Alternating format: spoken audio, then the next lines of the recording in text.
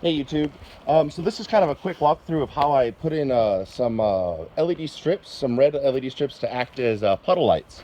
So I've mounted them underneath here, and you can kind of see them there. They're just like a row of just your regular standard LED lights.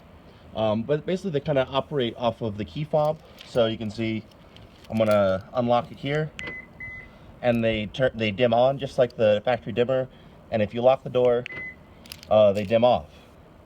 So they also work through when you open the door. So as long as the door's open, they stay on, which is really kind of nice. It's kind of daylight now, so you can't see them, but they're really subtle. So they work really neatly. Basically, they all kind of operate right underneath here, under the fuse box.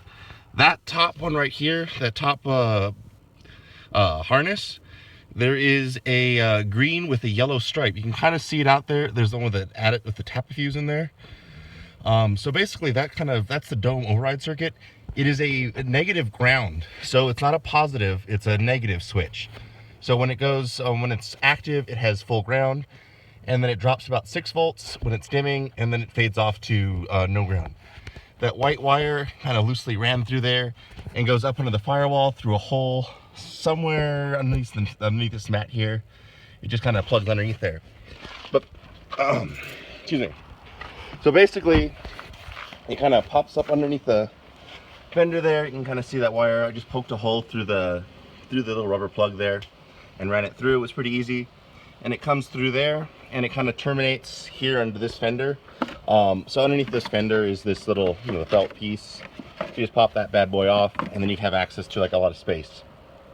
So there's a positive here, and that's with the with a 5 amp fuse. And so that just kind of comes up underneath here, and then that's where the LED strips plug into. So red for positive, and the ground, you use the ground wire provided by the dimming circuit. So that's directly wired in there. There's no switches, nothing like that. The wires for the LED strip, I just use that simple, like the really cheap 12-volt core they were used for the LED strips. So it's really cheap, really kind of cool. And then basically I just kind of ran it underneath here. Like there's a lot of space underneath here, and that's the fender liner. So underneath the fender liner, it kind of comes up under here, and so you can kind of apply this stuff down. Kind of feeds its way down here, and then lastly, kind of comes down here. I just tossed in a little kind of like a weather pack connector.